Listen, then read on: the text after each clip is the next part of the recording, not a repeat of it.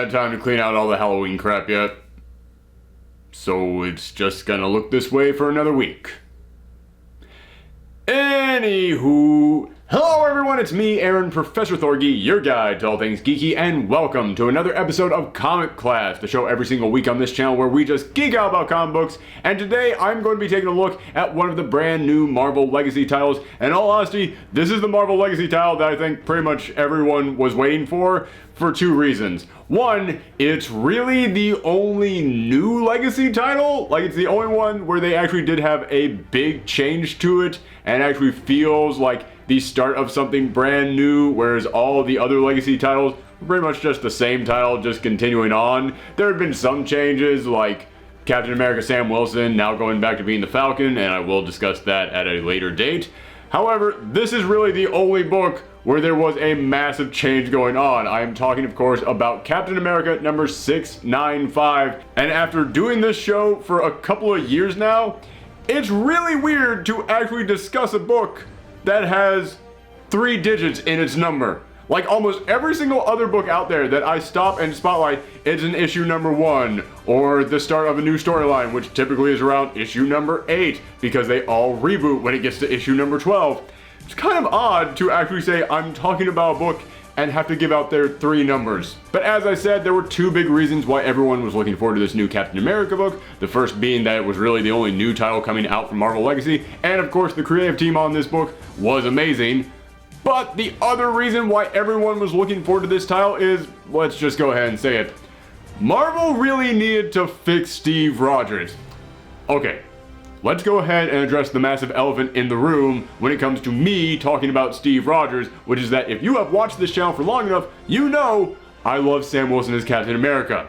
I did not want him to stop being Captain America. I thought that the character of Sam Wilson was great. I thought that a lot of the things that he brought to the title of Captain America was great. I thought it really took that character and moved him forward into the modern era, but at the same time, he was a legacy character, and I just love the idea of legacy characters. To me, they kind of celebrate what made the original character great while modernizing them, but at the same time, they also push their universe forward, and I want to see these universes move forward. I don't want to see everything just stuck at the same time period forever.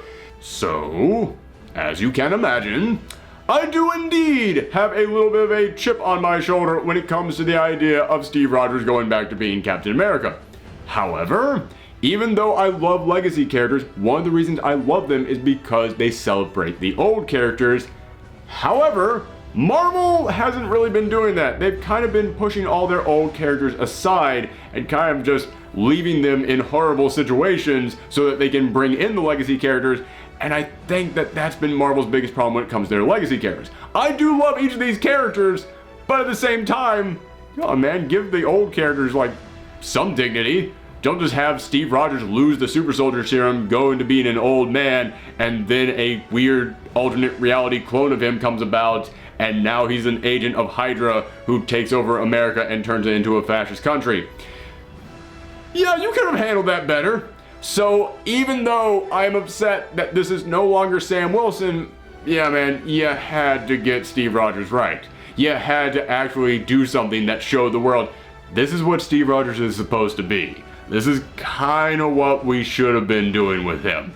Because Steve Rogers, even ignoring the Nick Spencer stuff with Secret Empire, where it was an alternate reality evil version of Steve Rogers throughout that entire series, even before then, I don't think Steve Rogers has been Steve Rogers for a long time. I know everybody out there absolutely loves the Ed Brubaker run, but yeah man, even going back into the Ed Brubaker run, a lot of it was him just being a Black Ops agent, and it was a lot of really darker noir stuff in there, which is cool, don't get me wrong, but after a while it's like, alright, can we get Steve Rogers back in here again? Can we get that guy who, you know, that like he stands up there and makes the big speeches and all that stuff? Can we get that guy back in here? As I said, I think having a more noir Captain America series, that's cool. But then after that, it went into Rick Remender, which was really depressing. And then after that, it went into Nick Spencer, where he was an evil alternate reality version of himself. So yeah, man, we kind of need a Mark Waid to come in here and go, all right, let's just make sure that we just establish who Steve Rogers is. Let's remind people, this is our guy right here. And for the most part, I think this issue actually did it. this is really a meat and potatoes Captain America book. Like, if anybody came into my store and said, I just want to read a Captain America story, it's nice that I now have this issue that I can hand them, because for the longest time, when people came into my store saying, yeah, I want to read a Captain America storyline, I mean, I could hand them the Sam Wilson stuff, but even that was tying into stuff so closely that was going on in other series, I couldn't really do that. And also, I know that they wanted something really uplifting when they were looking for Captain America. The Sam Wilson stuff, even though I absolutely loved it, it was still kind of depressing. It was nothing but Sam Wilson being told by every single person around him, yeah, I don't want you as Captain America. Which, again, I think led to a great storyline, as he had to then eventually prove himself to be Captain America in Secret Empire.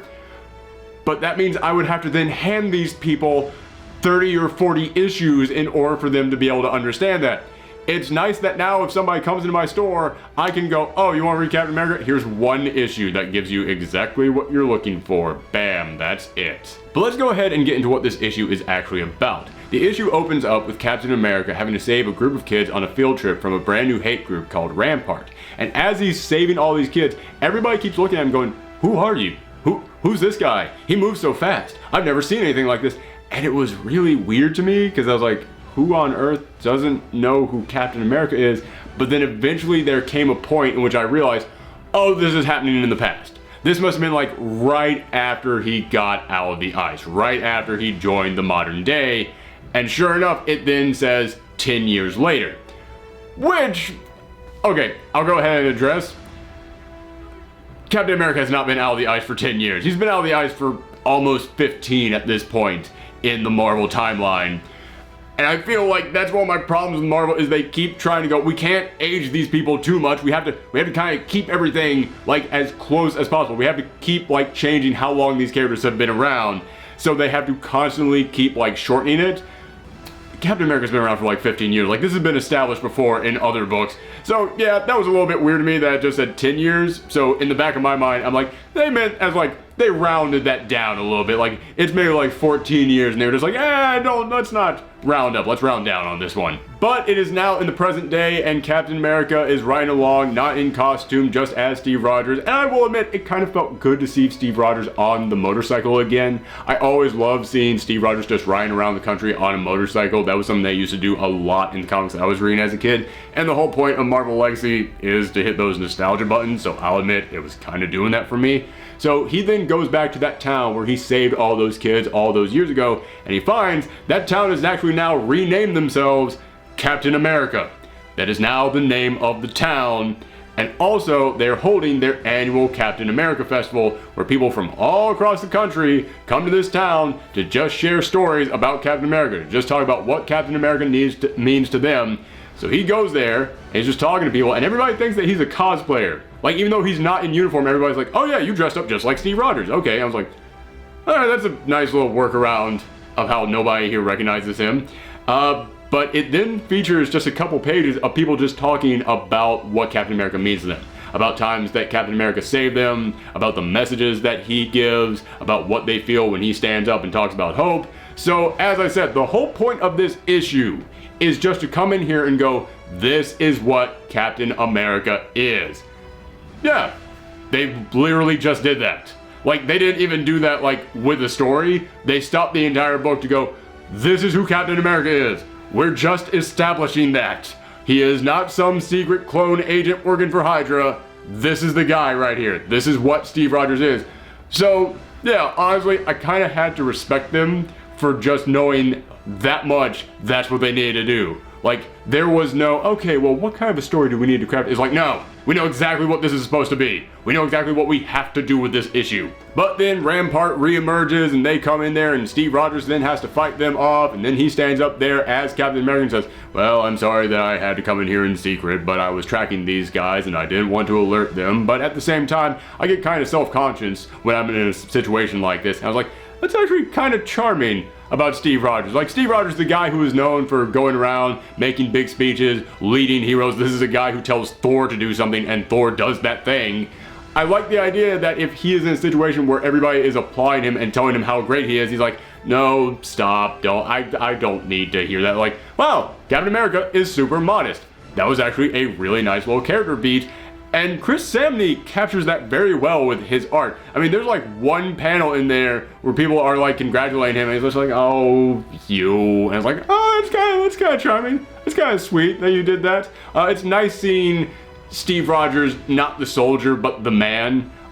It's nice seeing him just kind of being a very modest, humble person. But again, just speaking of how they established the character of Captain America, there's also a moment where everybody's going up to him and is like, "Wow, you saved all of us. You're a real hero." And he goes, "I'm not the real hero here. Look at that woman over there. She was able to get away, but then she came back to rescue this person whose leg was injured. Look at this person over there. He went in there and rescued a child. That is a real hero right there." We're all heroes. Anybody who goes in there and protects people who can't protect themselves, they're the heroes. Like, one thing he keeps saying all throughout this is that the strong protect the weak. The big protect the little. That was one thing that he kept saying this whole time, which I found that to be, I kind of enjoy that he was saying that. I was kind of enjoying that he was coming in here and being like, hey, those who can protect others, it's their duty to protect others. But I was also kind of thinking like, well, Steve Rogers, he always used to be a really tiny, scrawny guy, and he still tried to protect others and still tried to do what he did. It kind of felt like he should also, like, maybe at one point pointed to somebody in there, like a kid who helped save an adult in the situation or something like that, to kind of go like, anybody can be a hero, not just the big strong people out there. That's a very small thing, and I'm probably reading a little bit too much into it, but it kind of would have been like a nice little thing in there to show like, hey, everybody needs to go and protect whoever they can. But the issue ends with Captain America hopping on his motorcycle, riding off into the sunset as the people look on. And there's a moment in there in which Captain America, 10 years ago in the past, he rescues this little girl and he puts a flag around her shoulders. And then as he's riding off, you see that girl, but now she's a grown adult and she still has that flag around her shoulders. Like, oh, that's really touching. And it made me think about how I was saying just a moment ago that I want to see these universes move ahead. I want this idea that these heroes have been around for a long period of time and people have actually grown up with them. And yeah, it kind of captured that. Like I said, I kind of wish that had been more than 10 years, but yeah, that is kind of the feeling that I got there when I saw that girl now grown up looking at Captain America ride off. That was actually pretty touching. So yes, as I said, this is just one issue that is fully self-contained. Don't need to read anything before, don't need to read anything after it. You can read just this one single issue, and the whole purpose of it is just to go, this is who Captain America is. And as I said, Marvel really needed to do that because for the past like 18 months, we have had an evil alternate reality Captain America wandering around claiming that he was what America really stood for. And I was like, okay, I know what they were trying to do with that. I totally understand. They were trying to make a political message about hate groups using the name of America to try and rise up in power, and I thought it was a very interesting story, and I thought that that is totally a story that you could tell in comics. However, the execution of it wasn't done all that well, and this is one of those things where if you're going to do it, the execution has to be absolutely on point. So yeah, that is what they needed to do with this issue. They need to come in here and go, listen, guys, evil alternate reality Cap, not this guy, not him. In fact, there's even like a specific moment in here in which the people standing up on stage talking about what Captain America means to them, one person stood up there and went, I know there was some guy out there using his face, taking over the country, but I know that Captain America, everybody says he was trapped and he was trying to get out of it, and that's what's important. That's what Captain America is. He was trapped, but he fought his hardest to get out of there, and then in the end, he came in here and he saved everybody. And I was like, okay, that was that one line in this book for that audience that was like, yeah, didn't I hear something about Captain America being evil or a Hydra agent now? What was the whole deal with that? I wasn't really following comics. What was that whole thing about? That was that one line in there to turn to that audience member and go, it wasn't him, not him. It's all cool, evil Cap, this Cap good, fought hard, broke free, saved the day, go team. In fact, in all honesty, I actually found it really humorous that that was the only time that they actually mentioned Secret Empire in here, because Secret Empire was huge. And evil Captain America took over the entire country, killed countless people, turned America into a fascist state, and now Steve Rogers is traveling around America with the face of the guy who did all that. And that's a huge thing. That seems like that would be something that would have to be addressed.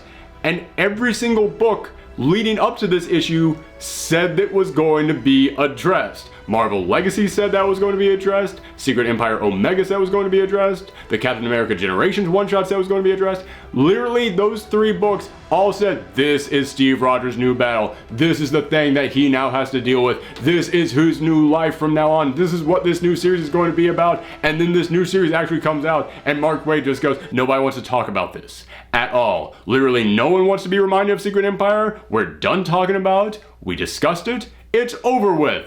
Moving on now. I love that they just came in here and was like, we're done. It's over with. Marvel Legacy, fresh start, reminding everybody what these characters are supposed to be. We don't want to talk about this any more than we are contractually obligated to talk about. I am sure that it will come up later in this series, but I dig that for the first issue, they were like, our job in this first issue is not to discuss Secret Empire. Our job in this first issue is to discuss Steve Rogers' Captain America. That's what we're going to do. Done. However, that is not to say that they didn't actually address some of the issues with Secret Empire in other ways in this. And what I mean by that is that when it was revealed that there was an evil Captain America going around and he was actually a member of Hydra, the internet went crazy and pointed at it and said, oh my god, they just turned Captain America into a Nazi. That means that Marvel now supports Nazis. How can you do this? It's so insulting to do this. And I feel like in this issue, they had to come in here and try and apologize for it, because Marvel spent a long period of time trying to tell people, no, Hydra's not actual Nazis. Hydra is that some weird space death cult that worships a big Cthulhu snake. It's not actually Nazis. I mean, sure, they work for the Red Skull and he's a Nazi, but it's not they're totally different things. We're not saying Captain America is a Nazi. As like, dude, I understand that if you go back through the history of Marvel Comics and you read up on Hydra, yeah, them being Nazis was like a one-time small thing that they did, but then they were just regular secret agent villains for the rest of their history. However, when 90% of the population out there thinks that they're Nazis, maybe you should have realized that before you turned Captain America into one of them. And also, even if you were set on coming in here and saying Hydra is not Nazis, what did you have them do after they took over America? You had them build camps to put all the Inhumans in. Dude, come on, man. You totally just turned them into Nazis all over again. So Marvel spent about a year and a half trying to defend that Hydra was not Nazis while making Captain America a member of Hydra. It really kind of left a bad taste in everyone's mouth. And I kind of dig that in this issue they introduced this new group of Ramparts. And honestly, I kind of hate whenever they introduce a brand new group of villains in Marvel. I don't mean like actual supervillains. I mean like Hydra, AIM, any organization like that where they're all just people in one matching suit. I'm kind of like, guys, we already have a bunch of those. We don't need more of them. So when I saw that they were introducing some new group called Rampart, I was like, well, what's the point of that? But then Captain America stops like 3 times in this issue to point at Rampart and go, they're white supremacists. And I'm gonna punch all of them in the face. And honestly, after I realized that's why they're creating this group of Rampart, it made me go, you know what? Okay, I hate it when Marvel creates brand new, just faceless groups of villains, because I feel like we already have a bunch of them.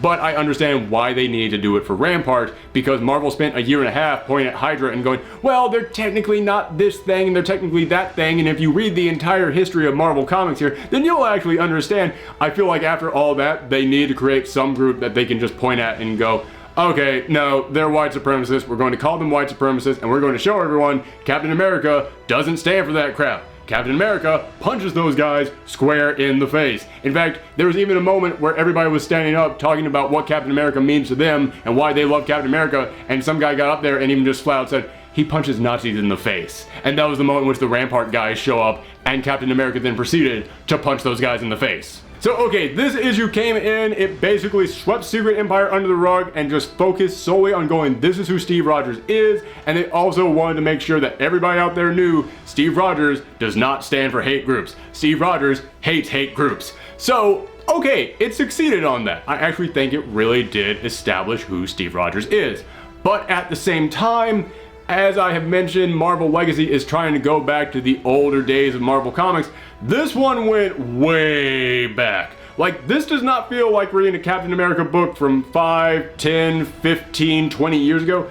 This feels like reading a Captain America book from back in, I don't know, early 80s at the latest. Like, this went way back. And like I said, I read a lot of Captain America books from the early 80s. I enjoy them, but it really didn't quite feel like a book set quite in our time, just simply because not because of like the world that it showed didn't match our world. I mean more in terms of, all right, where's the cliffhanger ending? Where's the part 2 of this is coming up? Like, this is all completely self-contained, and it is all just Captain America going, aha, I will punch this villain in the face, now I make a speech, and I am off on the road again. And I was like, okay, that's the kind of thing that you would see back in the old days of comics. Like, this is something that you see in the 60s and 70s. But man, it kind of feels like you needed to give me something that would get me a little bit more invested. That's my one big problem with this issue. There was nothing to really grab me. I mean, I looked at it and I went, okay, cool, you established a tone, but there is nothing in here that made me go, and now I need to come back for issue 2. Like, I feel like after I have read this, I could just go, now I know who Steve Rogers is, I know what he's doing right now, I know what his role in the current Marvel Universe is. Don't need to touch on this anymore. Like, I feel like there's nothing to grab me to keep me coming back, and I feel like that's pretty important these days in comics. I know a lot of people hate when Marvel does issue zeros or when anybody does an issue 0. And I used to hate that too, but over time I've come to realize what an issue 0 is supposed to be. Issue 0 is meant to be the, hey, here's what the tone of the book is, here's who the character is. When we come out with issue 1, that's when we will actually start up this story proper. And I feel like this was more of an issue 0 than an issue 1. And yes, I do know that technically neither of those is an issue 695. Man, it is weird having Marvel go back to their original numbers. But yeah, it felt more like if this had just been issue 0, I would have felt better about it. I would have been more like, okay, it did its job. It made me realize what this book is and who this character is. But I feel like for an actual first issue of a storyline, it needs to be just that. It needs to be the first issue of a storyline. This thing ends with a big bold text, the end. I was like, oh shoot. There's more to this, right? There's gotta be a 696, right? It really did feel like they just hired Mark Waid to come in here for one issue just to go, all right, you idiots, let me fix this character. Done, I'm out, I'm back to writing Avengers. Yeah, it was a little bit disappointing in that, and as I said, this is from Mark Waid and Chris Samney, the creative team behind Daredevil, and honestly, the thing that made their Daredevil so amazing, and made it, in my personal opinion, the best Daredevil series we've had, is that it had amazing cliffhangers. I will fully admit, even though they had my favorite run on Daredevil, it didn't become that until about their second or third trade. That's when I was like, this is amazing, I am fully in. At issue 1, issue 2, issue 3, I was like, it's good, but not really all that invested. But the thing that kept me coming back, the thing that made me not drop that series even though I wasn't as invested as everyone else, was every single issue had a damn good cliffhanger to it. I kind of wanted to see a damn good cliffhanger here. I didn't get it. But, as I said, just speaking on behalf of somebody who works in a comic book shop, it is nice that if somebody comes into my store and says, I just want to read a Captain America book, I can hand them this one book. Done. They do not have to then know the entire history of Captain America. They don't then have to ask, where do I go next? They can read that. Do they like it? Come on back. Then I will recommend more stuff to you. Because, yeah, I know as somebody who works in a shop, I should be trying to sell them all these trades and all this. But at the same time, I know a lot of people don't want to buy that. A lot of people, when they come into the store, don't want to leave with a stack this big. They want to leave with one book. It is nice to know there is now one book that I can give people. Done. And also, one last thing to mention, it's just great that I finally have a Captain America book that I can give kids again. Because even if I love the Sam Wilson book, I couldn't really hand that off to very small children because it dealt with a lot of real world issues that I don't think that they were prepared for. This one even has little kids in here just flat out saying, Captain America makes me feel strong and it makes me want to stand up to bullies. So yeah, that's a whole other level where this book just really proves what a Captain America book should be. But yes, those are my thoughts. I thought it was a nice uplifting return for Steve Rogers. It established who the character was, but at the same time, it didn't really build any kind of a story, and I was really looking forward to one of those classic Mark Waid, Chris Samney cliffhangers, and I didn't really get it.